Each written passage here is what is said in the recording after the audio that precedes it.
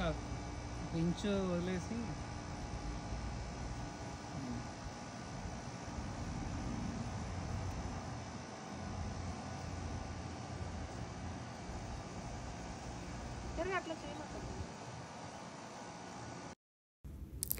ఈరోజు మన బ్యాక్ యార్డ్లో వచ్చిన మెంతాకు పచ్చడి చేసుకుంటున్నాము. సో ఇదేంటంటే జస్ట్ ఒక 2 వీక్స్ బ్యాక్ వేసాము. మంచిగా అసలు 2 రోజుల్లోనే మొత్తం మొలకలంతా వచ్చేసాయి మెంతులు. అండ్ ఇదేంటంటే మేము ఈ మధ్య రెగ్యులర్గా మెంతాకు బాగా యూజ్ చేస్తున్నాము. ఈవెన్ కర్రీస్లో అయినా, స్టార్టింగ్లో తిరగమాత వేసేటప్పుడు ఆర్ పచ్చడిలో అయినా ప్రతి పచ్చడిలో మెంతాకు కూడా వేసుకుంటున్నాము.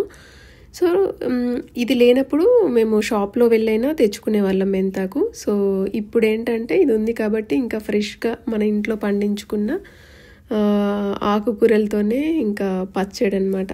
సో దీంట్లో ఈ పచ్చడికి చాలా రకరకాల ఆకుకూరలు వేసాము. నేను నెక్స్ట్ వీడియోలో